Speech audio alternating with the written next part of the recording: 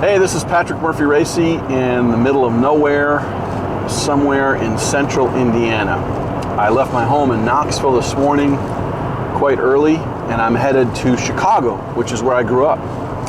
I grew up in a small area of Chicago called Beverly, which is on the southwest side of the city, and I graduated from Morgan Park High School. Morgan Park High School is where I took my first journalism class, and it's also the place that I went and shot my first football game of my whole life on film, with a Canon A1 and a Tamron 70 to 210. I think it was a 3.8 to 4.5 lens or something like that. It was a push-pull zoom, and you know, that was before T-Max. I mean, this is like Tri-X times. And my high school, Morgan Park High School, go Mustangs, is a mostly African-American school. At the time I went there, it was probably 80% black, maybe, I don't know, 15% Latino, and then there were a few white kids, maybe 25, 30 kids. That's my memory. I think that's pretty accurate. In particular, there was a black teacher that I had named Peggy Jackson, PJ Jackson. And PJ saw something in me. She sent me to my first football game on an assignment for the MP High Tribune, which was a student newspaper back in the 80s, early 80s, 80, 81. And I owe PJ a lot. Teachers, man, they have a way of getting under your skin. And the way PJ talked about journalism, what journalism was, the kind of responsibility of the press to tell the truth, these are all things I carry with me to this day. And so this trip, I'm in the middle of the corn, as I said, and construction. It's always construction and corn in Indiana, it seems like. I'm going back to Morgan Park High School, to Gately Field, to the very place where I shot my first football game of my entire life. And I can't tell you how excited I am. I'm really pumped about it. When I went the first time to shoot football there, I had all the wrong equipment. I didn't have film that was really fast enough. It was pre-T-Max, it was Tri-X. And I don't know, this time I'm going back with Sony A9s, and I'm going to be using the Sigma 120 to 300 2.8 with the MC11 adapter to be able to let me do that with the A9. So I'm kind of excited about going back. The kids, the players don't know who I am. They have no idea that I work for Sports Illustrated, for ESPN, for Sporting News, for all these newspapers and Upper Deck trading cards. They have no clue that I have a history with all that stuff. They're just going to see an old white dude show up with a bunch of cool cameras and take pictures of them for the game. And that's how I want it. So in a way, I'm driving about 525 miles straight into my past, and I'm sort of inviting you to come along with me. This will be a longer video than what I normally do, and if this sounds like a horrible idea, you can fast forward ahead to this time that's on the screen right now to go straight to where I only talk about the A9 and using the 120 to 300 art lens. So, but I hope you'll stick around. Okay, so the first thing we're going to do is we're just going to plug in the USB cord to my Mac and into the back of the lens. This part is a dock, and the dock is removable. And the dock is going to allow me to actually get access to firmware that is actively controlled firmware. So I can make the lens do various things. It's pretty sweet. Now you can see on my screen it's called Sigma Optimization Pro. So the first thing I'm going to do is hit firmware update and see if there's another update that's more recent than what the lens has. And it says it's the latest version, 1.04. So I'm going to close that. But now down here, this is what we're really interested in. Mode setting, customization. Let's see what that is. Let's see, C1 to set AF speed setting. Prioritize autofocus speed to reach the focus point as quickly as possible. That is definitely what I want. I don't want standard AF or smooth AF. This would be more useful in video. So fast priority AF, that's cool. Focus limiter setting. Don't think I want to fool with that, don't need to. And then the last one is OS setting. So this is for the optical stabilizer, which is not that important because I'm going to be shooting at 2,000th of a second. So yeah, I don't think I really care about that. This is the one I care about, AF speed setting, because I want that to be fast, AF priority. And that's going to be okay. And then I'm going to go back to C2, and I'm going to put this one also at fast priority. So this way, no matter what I do, I'm good to go with my speed, because I want that acquire speed to be really, really fast. So that's it for this. There's no update needed. Okay, so I'm now going to take a look at this. This firmware is 1.10, which I think is right, but we're going to hit update and just see if there's something newer. And it's looking, and this is it, 1.10. So it's always a good idea to check the firmware of both the adapter and the lens before going out. So now I'm ready to shoot football. All right, so just so that there's no misunderstanding, I want to make sure you understand about all these components. So there's the A9 camera, which has an E-mount. This is the MC11 adapter, which allows you to use E-mount cameras here and connect Canon mount Sigma lenses here. So the last thing we did is we updated the firmware in this, and it was current, so we didn't need to. And then we also used the dock.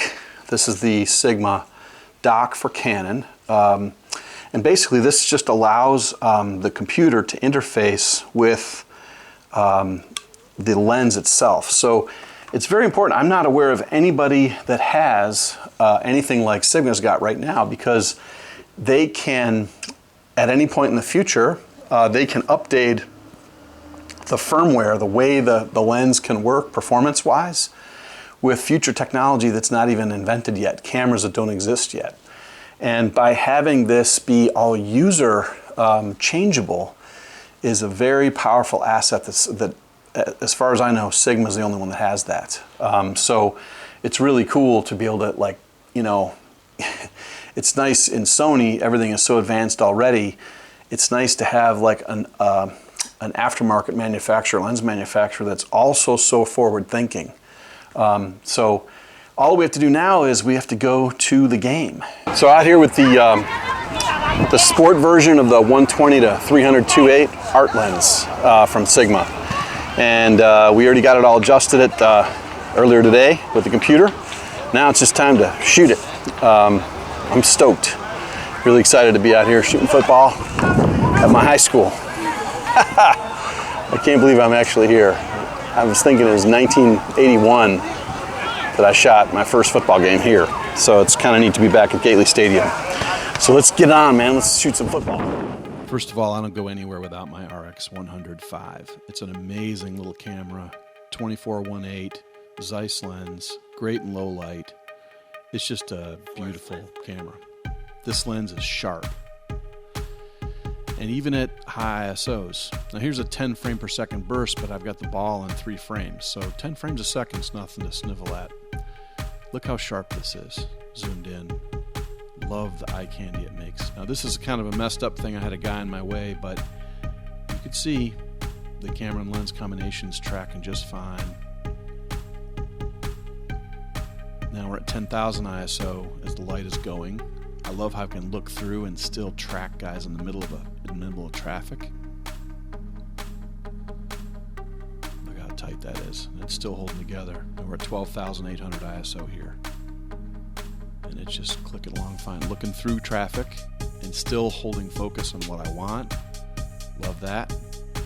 Mostly using center autofocus here. Sometimes the small spot. Look how sharp that is. Here's a fumble sequence in full frame, just so you could see everything. The ball bounced around a whole lot, and it's just moving. And this is in wide area autofocus, so it's just like literally tracking whatever's in the viewfinder, whatever's first. And then the jubilation. Back to the RX100. In the locker room, look how sweet these portraits are. My God, I love that little camera. And we're almost out of the locker room at halftime. Chicago, baby. All right, back out on the field, back to 12,800 ISO. And look at this, I'm zooming from 302.8 down to 120. Very useful for high school football, that lens. 12,000 ISO, look at this quality. I mean, it's really, the A9 is very, very impressive. Another pass play that didn't work out, another fumble. Gotta love high school football, man. Great pass blockage, another reception for a touchdown. Wrap them up, man, take them down. And the final run of the game to win. 34-0, Mustangs beat. Love it. Back to the RX-10. Don't go anywhere without it. So what's the end result of the testing that I did at that game? I really like this lens. It's a very legit way to shoot with the A9 for lots of reasons. But before we get into those, I want to do some physical attributes too. First of all, the lens shade is the smartest possible way to attach a lens shade. In Canon and Nikon, primarily when you get in the big long glass, you only have a tightener and that's it. But with this lens, you have a bayonet style attachment that locks and then you tighten. You're not going to lose this thing. It's not going to come off. And also, when you tighten it all the way, it's on there. It doesn't jiggle or make noise or vibrate or anything. It's attached. So Canon, Nikon, if you're hearing this, figure it out. Second thing I like about it is the zoom range. The zoom range is maybe not great for football in the way I used it, but it's so cool for like doing softball, I would say youth baseball, stuff where you can get right on top of things, where parents are like right on top of things, but it's at nighttime. So the ability to zoom from 300 to 120 and stay at a static aperture of 2.8 is really powerful. That's a great thing. The last one, I think at this point, is obvious to all but a select few who have had their head in the sand for the last 10 years. And that is that Sigma and Tamron both are making lenses that are often sharper than the manufacturer's lenses. This lens is super sharp, wide open. It's a very, very capable lens. It may not focus as fast as I want it to go, but it's really legit and it's super sharp. Especially when paired with the MC11, it becomes a very powerful tool on an A9. To my knowledge, this lens and all the others in the line that are similar, I think there's 20 plus lenses that are not made by Sony, but when used with the MC11 adapter, it's one of the only ways to get 693 autofocus points. It's also one of the only ways to get every single AF mode and AF area. So when you attach this combination of the 120 to 202.8 and the MC11 on A9, the A9 considers it to be an FE lens.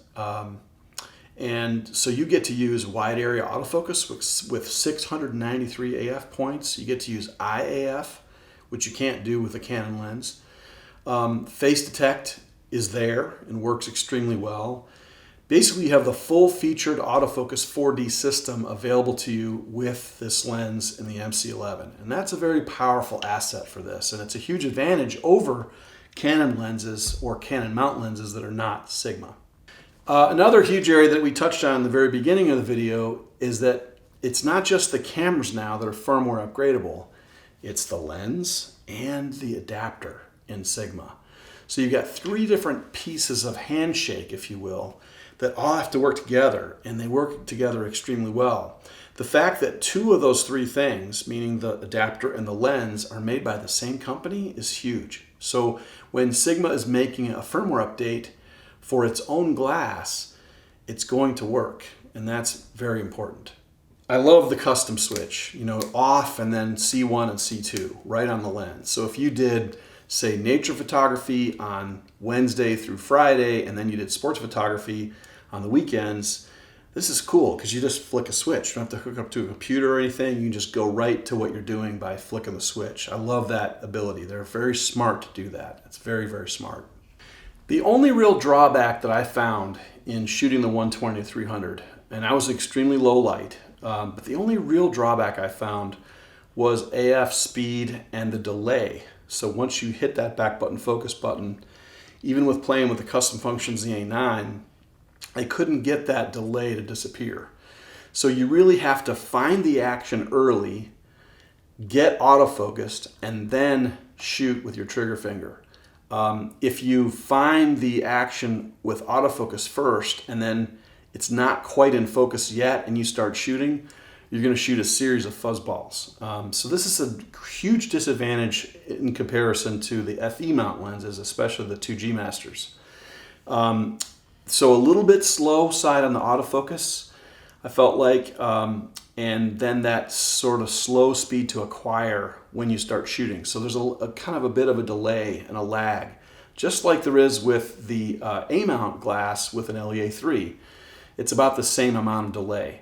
And it's probably just adapter related. But other than that one thing, I think for most people shooting even sports, you can really do a bang up job with the 120-300 from Sigma. It is a really legitimate choice for true long fast glass right now without waiting for Sony to come out with their next or their very first long prime lens. So all in all, I'm extremely impressed with the Sigma. It did a great job for me at the game. First time I ever used it. It worked really well and hand shook really well with the A9. I felt like I got a bunch of really good pictures out of it, even though it was the first time I'd ever used it. I would recommend it to anyone that's thinking seriously about getting a long, fast lens for their A9. So thanks for coming out to the game with me. It's always a lot of fun to do these videos. If you like what you see and you learned a little something, please subscribe. Thanks very much. I'm Sony artisan Patrick Murphy-Racy.